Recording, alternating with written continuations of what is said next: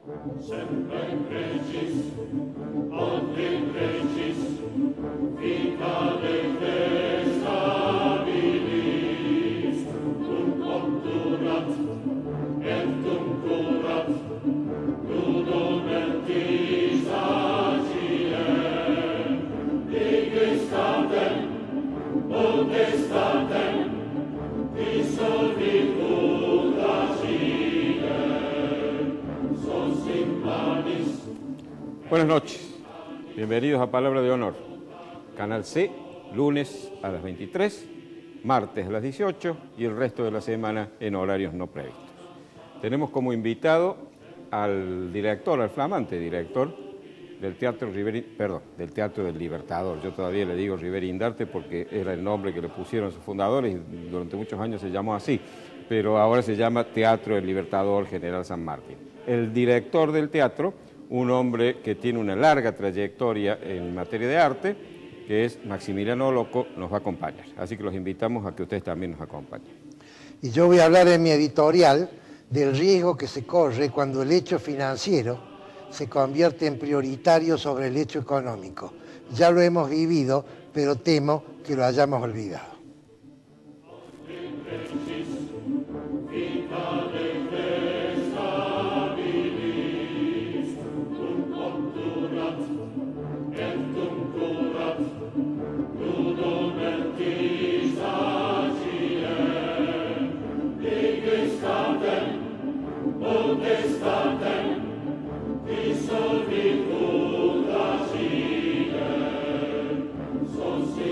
Isaías Goldman, el especialista en aire acondicionado y calefacción. Todas las marcas, todos los productos y sus repuestos con la mejor financiación.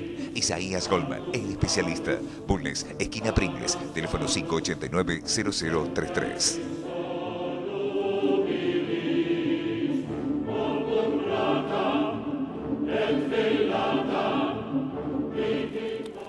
La semana pasada ha sido una semana intensa, los últimos 10 días diría han sido muy intensos, pero sobre todo hay una noticia que para los que tenemos la ilusión de que en la Argentina vuelva a reinar la justicia ha sido auspiciosa. Han quedado procesados y detenidos dos hombres que han sido emblemáticos de la corrupción del gobierno anterior, que son Báez y nuestro comprovinciano Jaime. Ahora, esta alegría puede habernos dado, no que estén presos, nadie puede alegrarse por la desgracia ajena, pero sí que la justicia esté actuando y que castigue con el peso de la ley a quienes la infringen. Pero la pregunta que uno tiene que hacerse es, ¿esto realmente indica que en la Argentina va a volver a reinar la justicia y vamos a poder tener la esperanza de que se combata con eficiencia la corrupción? ¿Esto es el comienzo de un operativo semejante al que se dio en Italia años atrás, que le llamaban Mani Pulite? Quisiera pensar que sí, pero hay elementos que me llevan a dudar y a pensar que hay obstáculos para que esa ilusión se convierta en realidad. Yo creo que la justicia evidentemente se ha despertado de su letargo en que ha estado todos estos años, pero lo ha hecho cuando estos individuos han dejado de estar en el gobierno. Es decir, cuando ellos han caído, la justicia ha empezado a actuar contra ellos. Mientras estaban en el gobierno, no. Entonces uno piensa, ¿realmente son jueces que están dispuestos con coraje y con ecuanimidad a actuar contra el delito y la corrupción? ¿O son individuos que están moviéndose en función de cómo soplan los vientos políticos? Cambia el gobierno, entonces sí, a los que se fueron, les caemos. Los que están pueden delinquir tranquilos. ¿Puede ser? No lo sé. No me animo tampoco a decirlo ni quiero ser pesimista. Pero yo creo que la circunstancia, que la coyuntura, estos hechos en particular, merecen un análisis. Pero lo importante es ir a las causas. Por eso en este programa no nos limitamos a contar lo que pasó, sino analizamos por qué pasó. O al menos a nuestro juicio, por qué pasó. ¿Por qué existe la corrupción? Empecemos por definirla. Varias veces yo he dicho lo que pienso que es la corrupción, lo que para mí es una definición. La corrupción desde el Estado, por supuesto, es la utilización de los bienes públicos que se han confiado a la administración de un individuo en beneficio propio, que puede ser de sí mismo, de un allegado, pariente, correligionario, amigo o cualquier otro individuo con el cual se hace un toma y daca. Eso es para mí la corrupción. Puede ser con dinero o sin él. Se puede hacer un intercambio de favores que implica también corrupción, porque causa daño a la administración que se le ha confiado. Es decir, no trabaja para el común de la gente que lo ha designado, sino para sí mismo. Ahora bien, las causas. Bueno, obviamente, la causa principal es un individuo cuyos límites éticos son muy estrechos, o mejor dicho, muy laxos. Para la metáfora sería más bien al revés. Pocos escrúpulos, una avidez y una codicia que lo lleva a cometer actos ilícitos para beneficiarse a sí mismo o a sus allegados. Eso hay que hablar, por supuesto, pero hay causas sobre las que nosotros podríamos como sociedad actuar. Sobre esas no podemos actuar, al malo no lo podemos hacer bueno. ¿Cuáles serían esas causas? Las causas están, para mí, las que voy a analizar, en la estructura institucional de un país, de una sociedad. Y rescato 3 de ellas, casi 4, porque una sería un desprendimiento de las otras. La primera, la existencia de un Estado hiperdesarrollado, un Estado elefantiásico. Yo diría que hay en esto casi una proporción directa. Más Estado, más corrupción. Y lamentablemente en el mundo la corrupción pública ha aumentado al par que ha ido aumentando el Estado. Y esto no es un fenómeno exclusivamente argentino, aunque Argentina, como entre otras cosas, marca récords de carácter internacional. Fíjense ustedes que la mayoría de estos delitos que han cometido estos hombres están vinculados con la obra pública. Cuando la obra pública es desmesuradamente alta, entonces se favorece. Ustedes me dirán, claro, pero entonces no tendrían que hacer obra pública o hacer poca. No, no, no. Lo que pasa es que cuando se reúne con las otras causas que vamos a analizar, ahí es donde viene el peligro. Pero el crecimiento del Estado en sí mismo es una de las causas que alimentan la corrupción. ¿Por qué? Porque genera la tentación de manejar tantos fondos de quedarse con una parte. Fíjense, analicemos, por ejemplo, en el año 2015 en Argentina se destinaron 200.000 millones de pesos a obra pública. Imagínense que con el 0,01% de eso un individuo se vuelve muy rico. En Estados Unidos, que no es un país que en proporción con sus dimensiones tenga un Estado demasiado desarrollado, sin embargo, en lo que va del año 1900 al año 2005, es decir, en un siglo, un poquito más de un siglo, el gasto público pasó del 2,8% del Producto Bruto al 20%, es decir, aumentó 7 veces en un siglo. Mucho, ¿no? ¿Qué pasó en Argentina? En la Argentina, entre 2003 y 2015, es decir, durante la gestión de la familia Kirchner, el gasto público pasó de 20,6% del Producto Bruto a 40,3%. Es decir, prácticamente se duplicó en 12 años, no en un siglo, en 12 años. Esto evidentemente es una fuente inmensa de corrupción. ¿Cuál es la otra de las causas? La hiperregulación. Cuando estos montos siderales, estrafalarios, son manejados en forma incorrecta, obviamente, ¿cómo se opera? Se opera generando obstáculos. Un Estado metido en todos lados, hiperregulador, donde cada acción humana está controlada por él, donde las libertades, derechos y las garantías de los ciudadanos están siempre sujetas a las regulaciones del Estado. Entonces, hay una forma muy simple. Se crean obstáculos cada vez mayores, pero se cobra para poder sortearlos. Es decir, el soborno para que no tenga un individuo que lo paga, la coima, los obstáculos que el resto de los ciudadanos tenemos. Con lo cual, obviamente, ya está la corrupción y además de eso se lesiona la leal competencia, porque el que no paga la coima no puede competir con aquel que la paga porque tiene que salvar los obstáculos que el otro se le han despejado. La tercera causa es la discrecionalidad, es decir, la suma de poder. Yo he hablado muchas veces de este tema. En las monarquías era por lo menos más franco, porque todo pertenecía al rey. Lo que no pertenecía al individuo, a los particulares, pertenecía al rey. Y aún las fortunas particulares están susceptibles de ser tomadas por el rey. El rey era dueño de vidas y haciendas. Acuérdense del alcalde de Zalamea, el rey la hacienda y la vida de dar, pero el honor es patrimonio del alma y el alma solo es de Dios. Es decir, solo tenía el alma para poder usar el súbdito. La vida y la hacienda estaban en manos del rey. Pero ahora que se supone que eliminamos las monarquías y pasamos a un sistema constitucional, tenemos también pequeños monarcas, príncipes, con la suma del poder públicos que obviamente manejan los dineros públicos a su gusto. La falta de institucionalidad, un Congreso que se convierte en escribanía del gobierno y que suscribe y convalida todo lo que el Poder Ejecutivo quiere, le delega poderes, le autoriza decretos de necesidad y urgencia que operan sobre los dineros públicos y ya la corrupción, si no estaba, aparece inmediatamente. Y el último, que sería un desprendimiento de este otro, porque también es parte de la falta de institucionalidad, la ausencia de una justicia independiente, que es el primer punto al que me referí. Esto de que duerme y se despierta cuando el viento político cambia y caen aquellos de los cuales debió ocuparse antes. Mientras no nos ocupemos de las causas, como en las enfermedades, la corrupción va a seguir.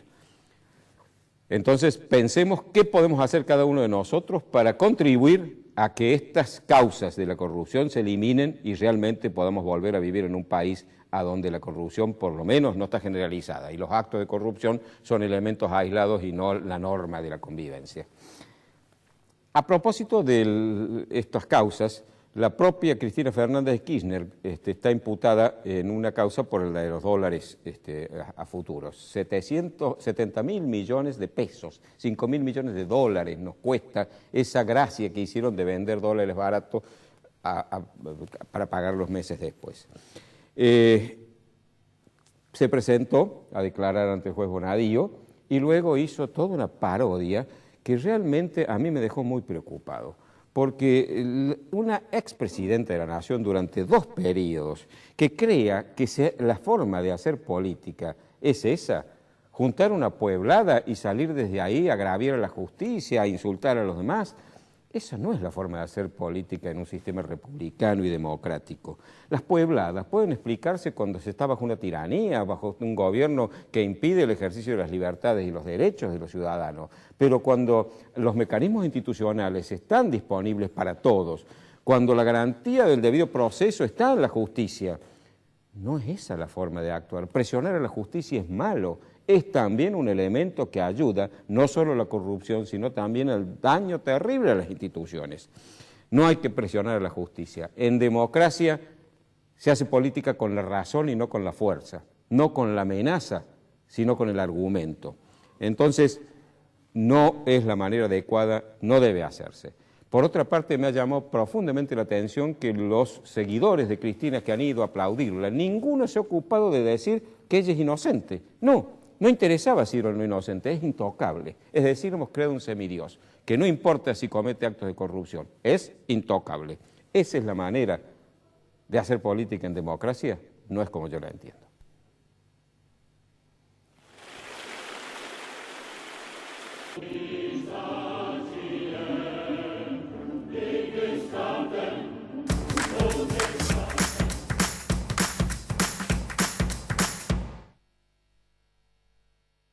Isaías Goldman, el especialista en aire acondicionado y calefacción. Todas las marcas, todos los productos y sus repuestos con la mejor financiación. Isaías Goldman, el especialista. Bulnes, esquina Pringles, teléfono 589-0033. Centro Tomografía Computada Córdoba Sociedad Anónima. Instituto Ulton, líder en diagnóstico por imágenes. Primer instituto de cirugía ambulatoria mínimamente invasiva del interior del país. Avenida Vélez Arfiel 562, Córdoba, Argentina. Teléfono 0351-426-7700.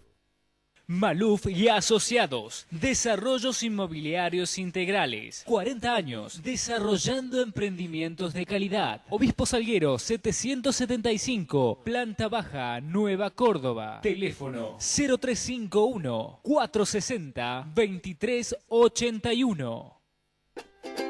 Ahora comprar tu auto es una experiencia única. Llegó AutoCity, un nuevo espacio con 0 kilómetros, usados, pista de prueba y de servicios. AutoCity, los autos evolucionan. El lugar donde encontrarlos también.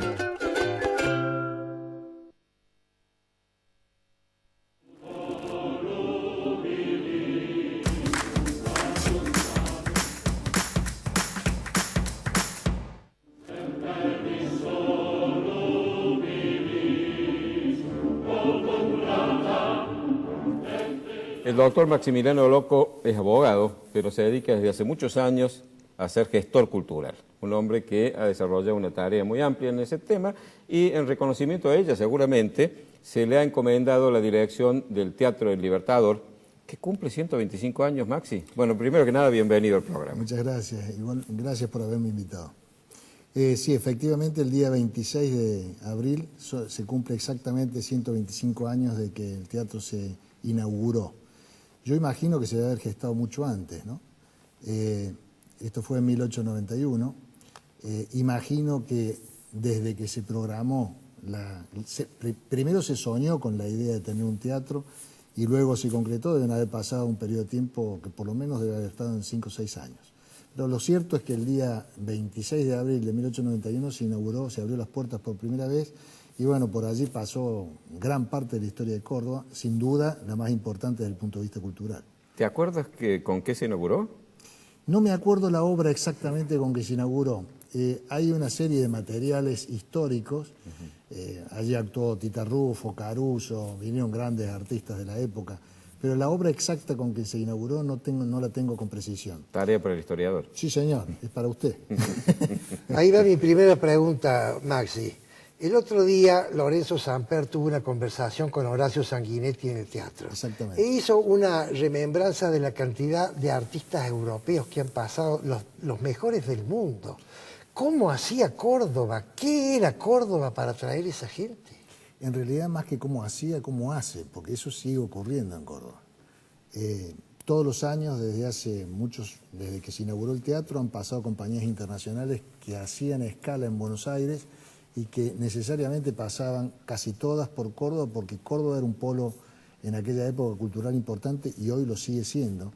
Diría yo que desde el interior del país, haciendo exclusión de la provincia de Buenos Aires, en donde está el Teatro Colón y también está el Teatro Argentino de La Plata, el único teatro que tiene la integralidad que tiene el Colón es el Teatro Rivera Indarte, ex Rivera Indarte y actual Teatro Libertador. ¿A qué le llamás integralidad? Esto implica que no solamente tenés cuerpos artísticos propios como la orquesta sinfónica, la banda sinfónica, el coro de cámara, el coro polifónico, el ballet y otra serie de seminarios de canto, de danza, orquesta provincial de tango, sino que además tenés todos los talleres para el armado y diseño.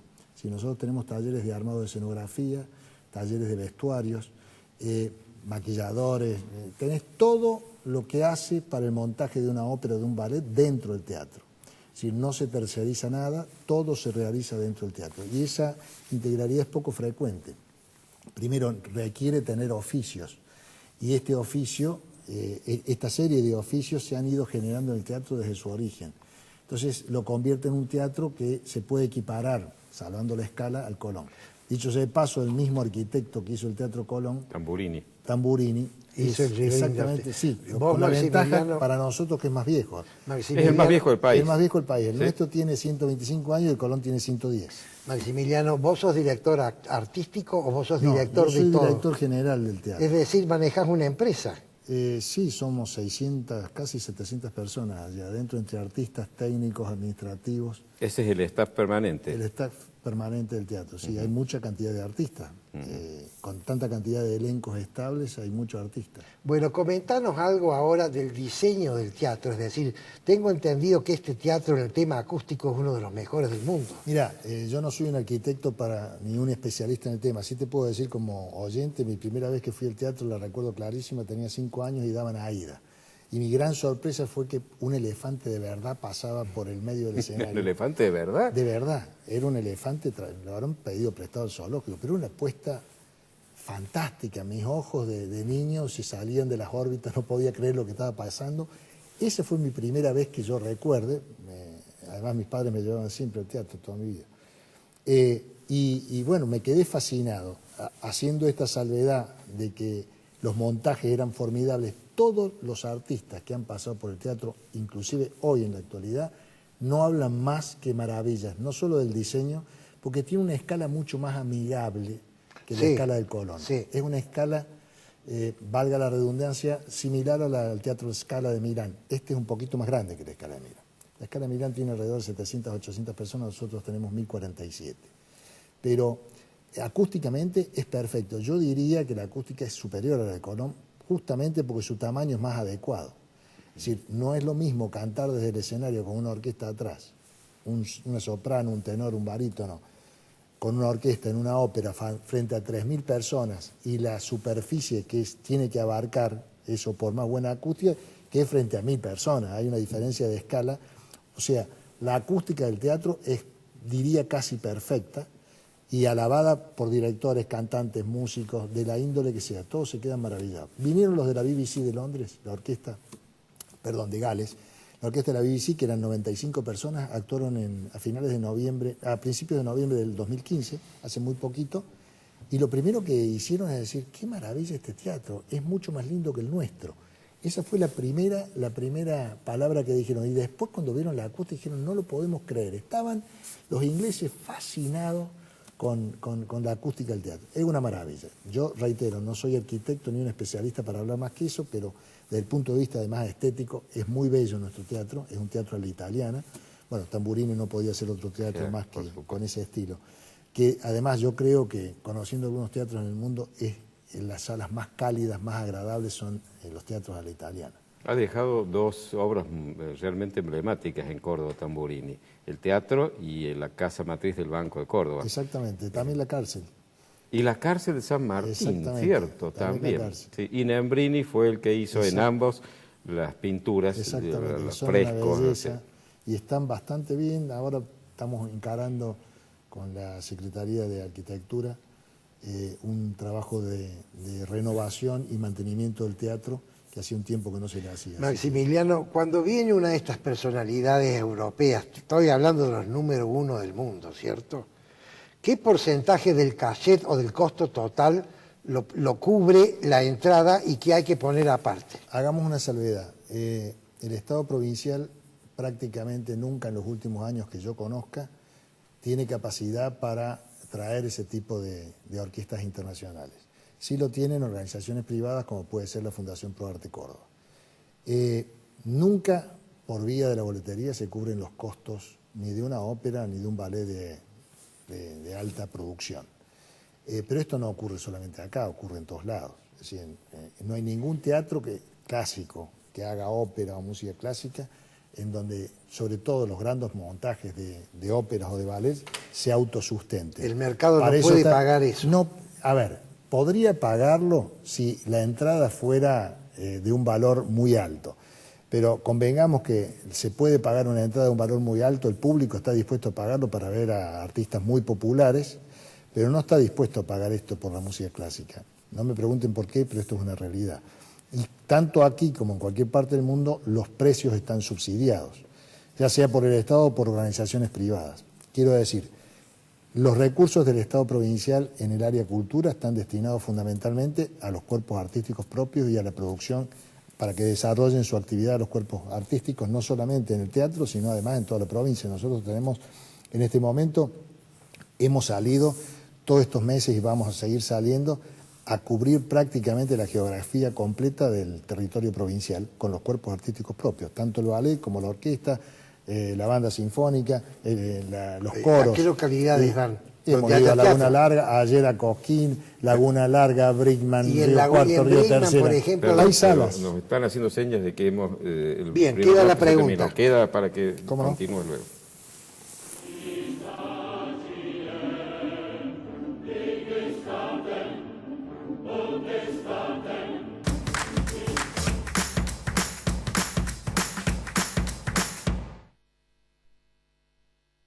Isaías Goldman, el especialista en aire acondicionado y calefacción. Todas las marcas, todos los productos y sus repuestos con la mejor financiación. Isaías Goldman, el especialista. Bulnes, esquina Pringles, teléfono 589-0033. Centro Tomografía Computada Córdoba Sociedad Anónima. Instituto Ulton, líder en diagnóstico por imágenes. Primer instituto de cirugía ambulatoria mínimamente invasiva del interior del país. Avenida Vélez Arfiel 562, Córdoba, Argentina. Teléfono 0351-426-7700.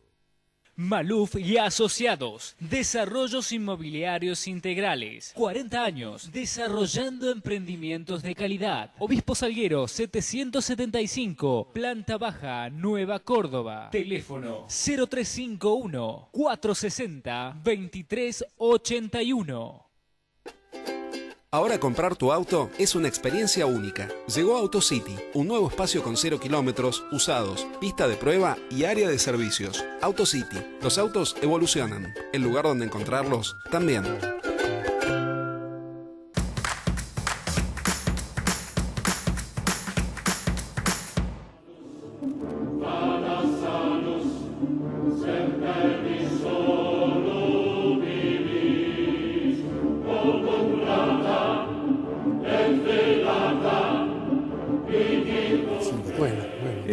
Recién te interrumpimos porque los tiempos televisivos son muy tiranos y tenemos que respetarlos. Pero estabas contando sobre la financiación de los espectáculos y la participación de entidades privadas. Sí, yo creo que el primer objetivo del Estado provincial para apoyar la cultura tiene que ser, obviamente, en generar la mayor factibilidad para que los cuerpos propios se puedan desarrollar en plenitud. Y por otro lado, el apoyo con políticas de fomento a los actores privados, a los artistas que no necesariamente componen el staff de los cuerpos artísticos oficiales. Pero digo, destinar recursos, por ejemplo, el jueves que viene, 28, viene la Orquesta Sinfónica del Estado de Siberia. Es una orquesta de 85 músicos. Si yo como director propusiera que esa orquesta la financie el Estado, nos quedamos sin recursos para montar por lo menos 2 óperas. Lo cual, al menos una seguro, lo cual sería un absurdo, porque por un episodio circunstancial de una orquesta que bienvenida sea que venga, se cae una temporada. Se me cae parte de una temporada. Claro. Entonces, esto sí da lugar a que organizaciones privadas, en Córdoba en realidad hay una sola, en realidad hay 3 que tienen actividad, pero la que mayor actividad tiene sin duda es la Fundación ProArte, que hace 35 años que hace sus ciclos de abono. Y esta función que digo de Siberia está enmarcada dentro de ese ciclo. ¿Cómo puede hacer la Fundación para atraerlos? Porque la Fundación hace un mix entre lo que se junta por entradas más lo que se junta por sponsors. Y en función de eso, esa masa crítica puede solventar espectáculos, conciertos de esta magnitud que de otra manera son imposibles de hacer por parte del Estado, por los enormes costos que tiene, y te digo, por boletería, si se recupera un 10, un 15%, un 20%, todo el mundo aplaude y está feliz. Es decir, hay una función social de los empresarios. Absolutamente. Que mantienen la cultura, claro, eso es importante decir. Lo ocurre también con la Alianza Francesa o con el Instituto Italiano, que son dos que son delegaciones de las embajadas respectivas de Italia y Francia, que con el apoyo de ellos también se hacen cosas dentro del teatro que serían imposibles de hacer en otro lugar. Cambiando de tema, Maximiliano, la cultura, ¿hasta dónde debe preservar su calidad o bajar al pueblo para que la masa de la gente la aprecie? Estoy pensando en Waldo de los Ríos, ¿cierto? No pienso que sean términos que se contraponen, sino que se complementan. Es decir, de ningún modo la calidad artística tiene que estar contrapuesta con la masividad. Hay un problema cultural en el medio. La gente puede inhibirse de concurrir a una sala donde hay un espectáculo de alta calidad artística, más bien por una cuestión cultural o de ignorancia, de desconocimiento, que eso le puede llegar a gustar o no, que por una cuestión de masividad, digamos, de hacer una cosa popular. Por otro lado, lo popular también puede tener un alto nivel artístico o no. También la música clásica puede pasar lo mismo. Nosotros sí puedo asegurarles que el nivel de calidad artística de los organismos propios es muy alto, no dicho por nosotros, sino por los directores invitados que vienen, tanto a dirigir la orquesta sinfónica, como la banda sinfónica, como la orquesta de tango o el ballet. Es decir, el nivel es de excelencia. En eso podemos estar muy tranquilos que los niveles artísticos son muy altos. Ahora, nosotros tenemos una serie de programas que son, por ejemplo, la Sinfónica en Zapatillas. Implica que el ensayo general de la Sinfónica, que es a las 11 de la mañana, la gente puede entrar como quiera, al teatro abierto absolutamente, sin ningún tipo de limitación. ¿Eso es todos los días o un día especial? No. Especialmente se hacen funciones de ese tipo. La vamos a hacer ahora con la 10ª de Shostakovich, que es una obra muy rara, muy difícil de interpretar, muy compleja, que requiere una orquesta ampliada.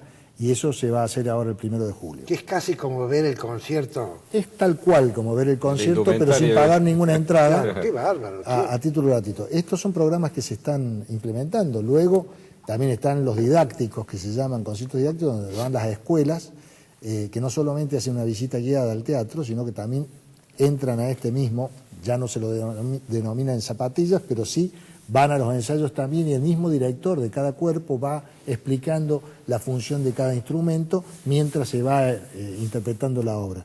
Y esto generalmente es muy importante porque está generando la inquietud, el saborcito de la música clásica en los chicos, ¿no? Cosa que, a ver, en otras épocas, cuando nosotros éramos más jóvenes, si ustedes se recuerdan, Radio Nacional tenía esa misión. Sí. Uno encendía la radio y escuchaba música clásica. Claro. Hoy, lamentablemente, no hay programas, prácticamente, salvo una hora los domingos a las 9 de la mañana, que prácticamente no escucha muy poca gente. Para los chicos, por lo menos, claro, no es una hora muy accesible. Y entonces, digo, la difusión también hace al interés de la gente. Si yo pongo todo el día música de cuarteto, seguramente la gente va a consumir más música de cuarteto, lo digo sin ser peyorativo, o folclore, o pop, o lo que fuere, el género que fuere. Pero lamentablemente en la música clásica no hay oferta. Claro. Entonces el público afín en una época tenía esa posibilidad. Quiero decir, todo esto está relacionado con la concurrencia de los teatros. Por eso estos 10 días de teatro abierto que estamos generando actualmente, que arrancaron ayer con el ballet oficial de la provincia, que estaba repleto, y ahora encima tenemos otro problema, que hay 500 personas que se quedan fuera, y bueno, se ponen de mal humor porque se agotan rápidamente. Anoche había una cola que llega, que doblaba por Boulevard San Juan. Claro, son todas entradas gratuitas. Durante estos 10 días, todos los cuerpos artísticos, noche a noche, van generando un espectáculo diferente. Todos con entradas libres y gratuitas. Una maravilla, una noche de lluvia, claro, sin embargo, una cola de 150 metros. La función de esta noche se terminó, se abrió la boletería a las 9, a las 11:30 se habían agotado las 1000 ubicaciones. La gente que se queda afuera dice, ¿qué pasó? No puede ser. Bueno, lamentablemente el teatro no es de goma y tiene una capacidad limitada. Cierro con una pregunta que, bueno, quizás no tiene nada que ver con lo artístico, pero ¿existe la posibilidad de que algún día tengamos la ilusión de que el teatro recupere el nombre que le pusieron sus fundadores, que todavía sus iniciales están en todos los colgantes? Están en todos lados porque dentro de la mística de un sector importante de trabajadores del teatro recuperan ese Riverindarte, ese ícono, aparte que parte de la telonería también lo tiene. Yo te diría que en este momento es una discusión difícil de volver a poner a flote. Primero porque se hizo una votación hace exactamente unos 10 años atrás, 11 años atrás, en donde existía en plena vigencia la polémica de volver al Riverindarte o no. En ese momento era director Carlos del Franco. Y me acuerdo que hizo una votación abierta en una serie de funciones, pusieron una urna durante muchos días en donde la gente votaba si quería que se volviera al Teatro del Libertador, si quedara ese nombre, o Teatro San Martín, o Riverindarte. Y terminó ganando por muchos votos el tema del Libertador, Teatro del Libertador como nombre genérico. A raíz de eso, yo creo que volver a instalarlo sería difícil volver a cambiar, además hace muchos años ya, desde el año 50, que fue el año... La gente que defiende ese voto se va muriendo. Claro. Maxi, ha sido realmente un gusto tenerte y nos has ilustrado mucho sobre la tarea que está realizando el teatro y la que seguramente vas a empezar a realizar vos ahora. Bueno, sí, estas son las entrevistas que gratifican y que nosotros debemos hacer. Solo una palabra antes de despedirme, agradecerles por supuesto la invitación e invitar nuevamente a todo el pueblo de Córdoba, y cuando hablo de Córdoba no hablo solo de la ciudad, sino de toda la provincia de Córdoba, que vengan a estos 10 días de festejos que culminan el 26 con la Orquesta Sinfónica y Marcelo Barata haciendo el homenaje a Ginastera, que cumple 100 años justamente este año. Así que bueno, muchas gracias. Muy bien.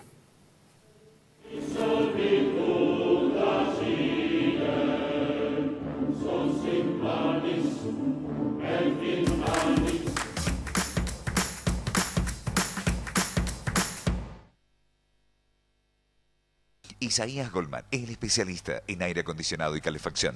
Todas las marcas, todos los productos y sus repuestos con la mejor financiación. Isaías Goldman, el especialista. Bulnes, esquina Pringles, teléfono 589-0033. Ahora comprar tu auto es una experiencia única. Llegó AutoCity, un nuevo espacio con 0 kilómetros, usados, pista de prueba y área de servicios. AutoCity, los autos evolucionan. El lugar donde encontrarlos también. Maluf y Asociados, Desarrollos Inmobiliarios Integrales. 40 años desarrollando emprendimientos de calidad. Obispo Salguero 775, planta baja, Nueva Córdoba. Teléfono 0351 460 2381. Centro Tomografía Computada Córdoba Sociedad Anónima. Instituto Ulton, líder en diagnóstico por imágenes. Primer instituto de cirugía ambulatoria mínimamente invasiva del interior del país. Avenida Vélez Arfiel 562, Córdoba, Argentina. Teléfono 0351 426 7700.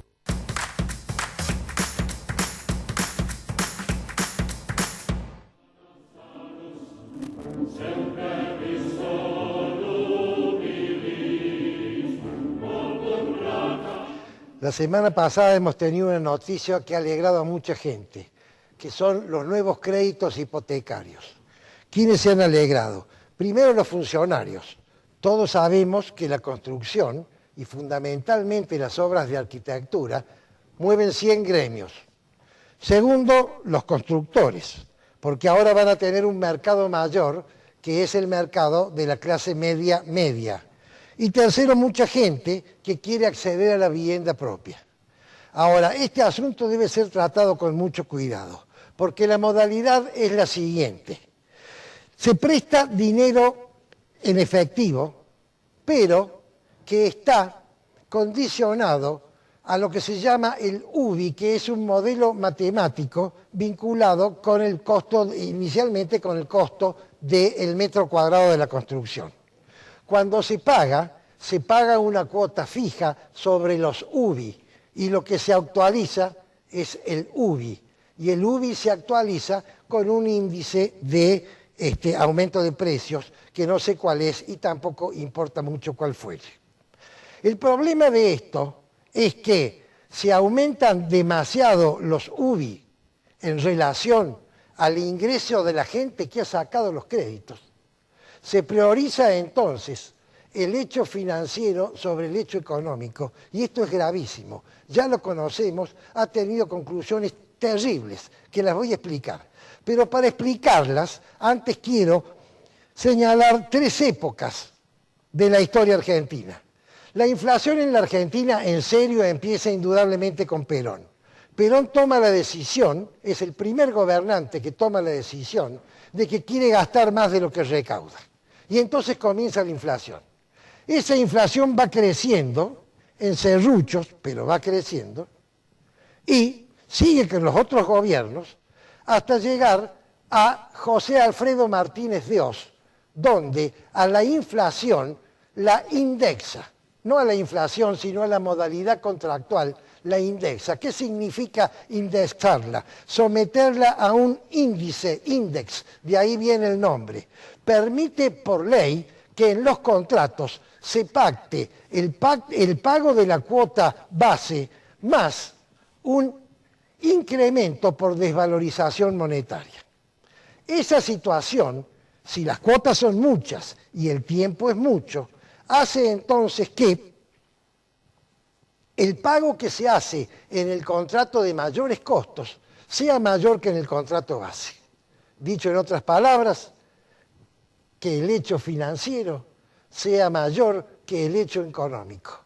Y entonces la gente ya no se dedica al hecho económico, sino que se dedica a lo que en mi barrio se llama la bicicleta financiera. Cobra más importancia el gerente financiero que el gerente de producción o el gerente de ventas, y entonces importa más cómo se paga, cómo se cobra y qué tasa se pacta, que el hecho propio de la construcción del producto o de la prestación del servicio. Ya voy a volver sobre esto, pero quiero seguir. Esta situación catastrófica, ¿por qué es catastrófica? No voy a volver, sino que lo voy a decir ahora. Porque el hecho económico depende de la eficiencia y de las veleidades de la oferta y la demanda, es decir, de miles de variables. En cambio, el hecho financiero, cuando usted pacta un compromiso financiero, ocurre esto: tic, tac,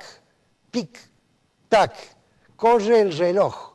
No importa si llueve, no importa si hay huelga, no importa si estoy enfermo, no importa si el producto sirve o no sirve, porque el pacto ya está. Lo único que importa es el paso del tiempo y la factibilidad de cobrar el préstamo. Entonces, son dos situaciones totalmente diferentes. Esto llevó a la inflación de Alfonsín y que Alfonsín se tuviera que ir 6 meses antes. Y llevó a la hiperinflación de Alfonsín, perdón. Y llevó a la hiperinflación de Menem. 2 hiperinflaciones en muy poquito tiempo. No creo que haya otro caso en el mundo. Y entonces, ¿qué hizo Menem? ¿Qué hizo Cavallo, mejor dicho? Cavallo dijo basta y puso el 1 a 1. Y se acabó la inflación. Y viene otro periodo de inflación cero. Pero ¿qué ocurrió? Menem no cumplió con el segundo paso, que era no gastar más de lo que se podía. No podía emitir, pero sí podía conseguir préstamos porque había confianza en la Argentina. Entonces siguió tomando dinero afuera. Cuando la gente se dio cuenta de quién era Menem y decidió no prestar más, esto se cae. Y termina de caerse con Duhalde, con el 1 a 4. ¿Recuerdan? Entonces aquí viene el último periodo de esta clasificación que estoy haciendo. Se acaba, deja de ser el 1 a 1, es decir, vuelve a haber posibilidad de que haya inflación, empieza una inflación incipiente. ¿Incipiente por qué? Porque la gente tenía miedo de otra hiperinflación, pero no vuelve a haber autorización para indexar. Esa inflación se convierte en una inflación importante con Cristina. Cuando se le acabe el viento de cola, Cristina decide que va a pagar la fiesta de Cristina con la inflación y con otras actuaciones, que las estamos viendo ahora. Y entonces, ¿qué ocurre? Lo que ocurre es que el espiral inflacionario sigue creciendo. Viene Macri ahora, toma las medidas que toman, que son lamentablemente medidas que duelen, pero no las toma él, sino que él lo que hace es sincerar las situaciones. No puede tener actuaciones populistas, porque si no va a ser pan para hoy y hambre para mañana, y vamos a caer en lo mismo. Pero este crédito hipotecario, que está atado a una suerte de indexación, aunque el UBI es una situación que genera una cuota fija, pero el UBI se indexa él mismo, entonces va a depender de si la inflación es muy superior al aumento de los sueldos o no. ¿Por qué? ¿Recuerdan la 1050? ¿Qué pasó? La gente entró en la 1050. Los precios suben por el ascensor, los sueldos suben por la escalera. ¿Se acuerdan quién dijo eso? Cuando la diferencia es muy grande, entonces ya no se puede pagar. ¿Qué hace la gente cuando no se puede pagar? Deja de pagar. Son créditos hipotecarios. Viene la ejecución de la hipoteca, pierden la propiedad. ¿Y qué ocurre entonces cuando una gran masa de gente, recuerden que en la 1050 los matrimonios jóvenes pagaban 3, 4, 5 años y a los 5 años debían más plata que el valor de la casa? ¿Qué ocurre entonces cuando un gran grupo de personas pierde sus propiedades? Viene el caos, la presión social. Y entonces, o cae el gobierno, o el gobierno tiene que asumir ese costo y lo termina pagando todo el mundo. Eso es lo que tenemos que tener presente, porque usted dirá, sí, pero este programa en Chile ha dado un buen resultado. Por supuesto que sí, pero no por las bondades del programa en sí, sino porque en Chile la inflación es baja. Entonces acá el tema no es el UBI o cómo se hace el contrato. El tema es que la inflación sea baja. Y mientras la inflación no es baja, lamentablemente no se puede dar créditos sin actualización, porque los bancos no lo dan, y no se puede pretender actualizar de esta manera porque el riesgo es enorme. Y entonces estamos en una situación de voluntarismo y no de realismo. ¿Saben cuál es la diferencia? El voluntarista es la persona que planifica tomando los datos de acuerdo, analizando el comportamiento de los datos, de acuerdo a lo que le gustaría a él que fuera. El realista, por lo contrario, analiza el comportamiento de los datos de acuerdo a la manera más razonable que sucedan. Macri y su equipo financiero, económico, de economistas, está siendo realista. Ser realista es muy duro. Este proyecto, que puede ser bueno para tenerlo ajustado, pero no es bueno para alargarlo, son 3 bancos oficiales y 3 bancos privados. A mí no me preocupa lo que hagan los bancos privados, eso es decisión de ellos.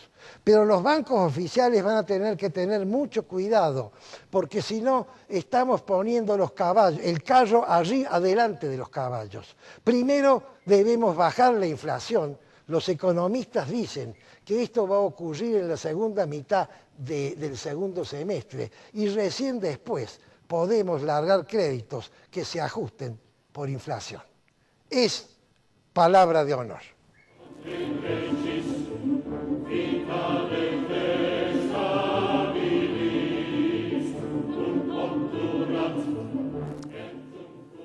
Querría hablarles de algo que últimamente ha dado mucho que hablar, valga la redundancia, que es la aparición en la Argentina, concretamente solo en la ciudad de Buenos Aires por el momento, de una red de transporte público privado,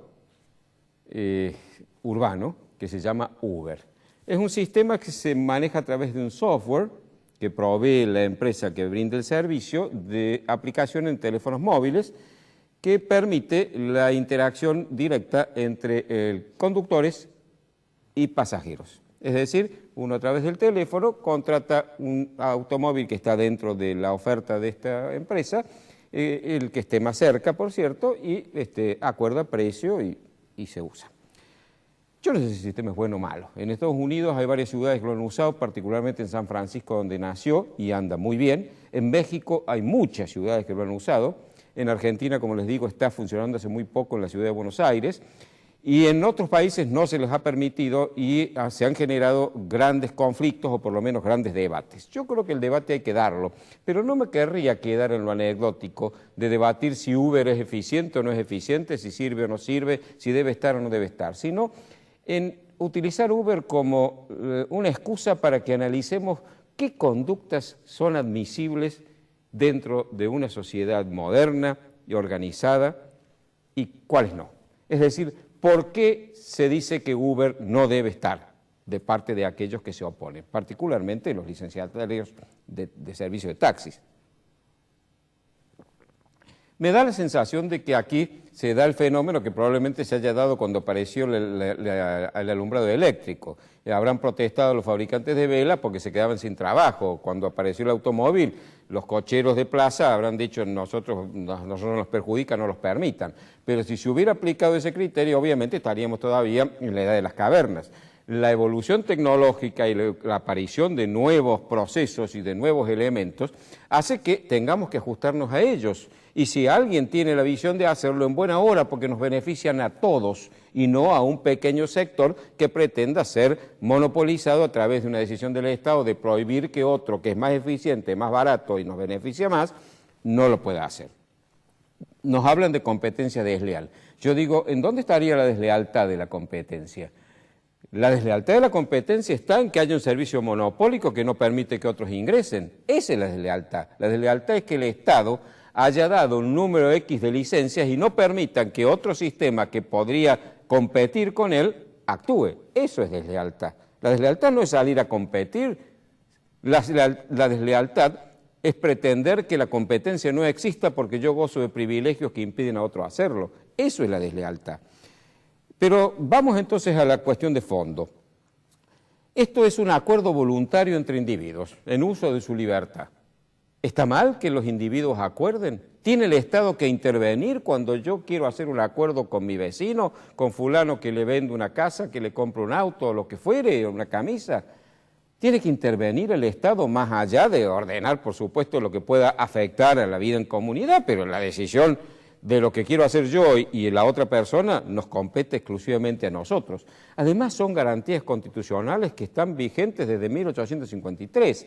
El artículo 14 nos garantiza el derecho a trabajar y ejercer toda industria lícita. Ah, pero nos dicen es ilegal, la ley acá no lo permite. Entonces analicemos si la ley es moral, si la ley es correcta o si la ley es inconstitucional. La Constitución no se conforma con decir cuáles son nuestros derechos y garantías, sino que en el artículo 28 nos dice claramente, previniendo que alguien pueda sancionar leyes que lesionen esos derechos, nos dice claramente que no podrán ser alterados esos derechos y garantías por las leyes que reglamentan su ejercicio. Es decir, en el caso de que la ley ponga límites a esa libertad y a esos derechos, deviene inconstitucional. Ahora bien, que la regulación exista de ciertas cosas, sí, dentro de cierto límite tiene que hacer. La misma Constitución dice que las leyes que reglamentan su ejercicio deben existir, pero no que lo impidan. El valor moral de las leyes es lo que está en discusión. Es decir, la municipalidad puede tener un servicio, ofrecer un servicio de taxis que esté regulado y que esté limitado y que ponga un cupo que no puede excederse. Magnífico. Lo que no puede es impedir que otro ofrezca otro servicio. Esto es lo que no tiene sentido. Pero suponiendo que fuera una colisión de derechos, que ambos derechos entraran en conflicto, ¿cuál debe prevalecer?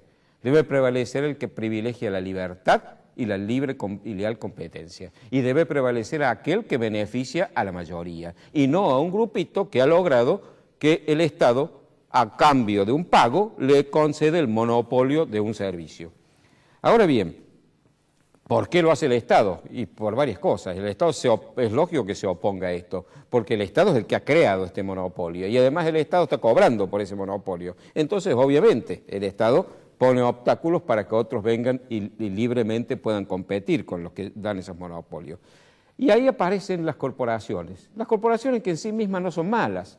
Está bien, es razonable que la gente, agrupada alrededor de una iniciativa común, de un interés común, ya sea pecuniario, cultural o de cualquier naturaleza, forme una corporación, es decir, se una para ayudarse mutuamente. Lo malo es cuando esas corporaciones reciben privilegios del Estado, exclusividades, monopolio, porque entonces aparece lo que se llama el vicio de la corporación, que es el corporativismo. Entonces, las libertades y los derechos de los demás se ven lesionados. Hay privilegios, es decir, leyes privadas para los que pertenecen a esa corporación que gozó de ese beneficio que el Estado les da a expensas de todos los demás. Además, genera, por supuesto, actos de corrupción. Hay un comercio de licencias de taxi que no es legal. Y además sabemos que en Córdoba ha ocurrido, espero que no siga ocurriendo, el reparto de licencias de taxi entre concejales. Es decir, los concejales llevaban un número de X de licencia que por supuesto iban a nombre de terceros y ellos tenían sus taxis, su negocito propio. Esa corrupción, como hablaba yo recién en el editorial, se da precisamente a través de esta arbitrariedad del Estado de conceder monopolios. Cuando hay un monopolio, el funcionario que tiene la facultad de otorgarlo, evidentemente, si no es corrupto, es muy difícil que no llegue a serlo, porque tiene un elemento para poder cobrar por esa decisión que él graciosamente la toma en nombre de todos los demás. Ahora, ¿por qué algunos toman decisiones que nos competen a nosotros en nombre nuestro? ¿Nos creen incapaces? ¿Piensan que ellos son más sabios? ¿Que ellos saben cómo debemos ser felices? No. Yo, por lo menos, no estoy dispuesto a aceptarlo. El Estado nació para garantizar el ejercicio de los derechos y las libertades, no para impedirlo. Si alguna vez, como decía antes, salimos de las monarquías, dejamos de ser súbditos para ser ciudadanos y gozar de libertades y derechos, es realmente un absurdo que el Estado que creamos para garantizarlos sea hoy el que nos impide usarlos. Yo creo que esto hay que reflexionar seriamente. No sé si Uber es bueno, es malo, y posiblemente tenga otras razones por las cuales pueda no estar, pero lo que sí hay que defender es la libertad y el derecho de los ciudadanos que puede ejercerse sin que el Estado se lo impida.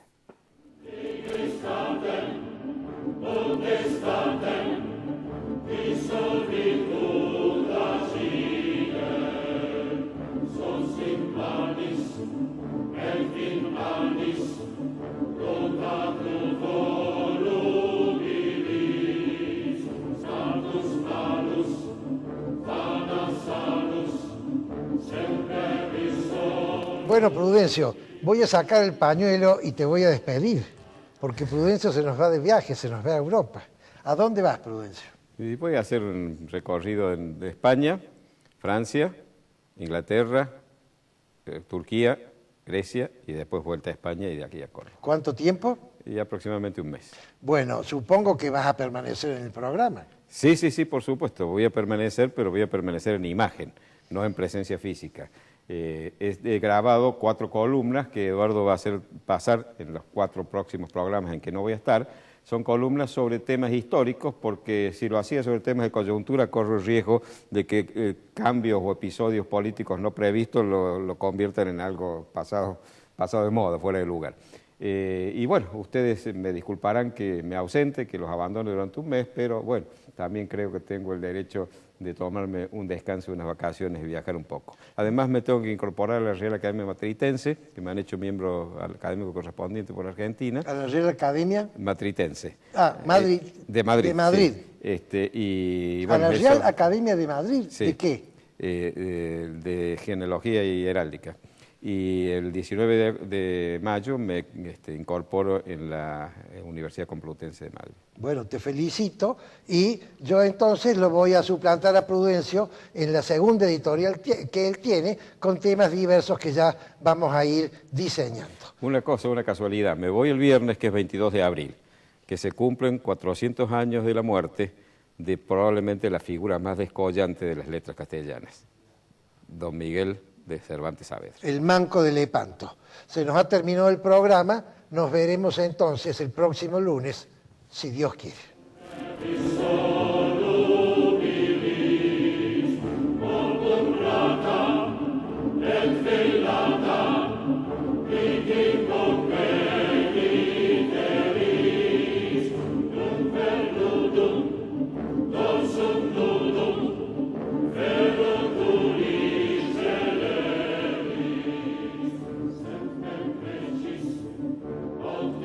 Isaías Goldman, el especialista en aire acondicionado y calefacción. Todas las marcas, todos los productos y sus repuestos con la mejor financiación. Isaías Goldman, el especialista. Bulnes, esquina Pringles, teléfono 589-0033.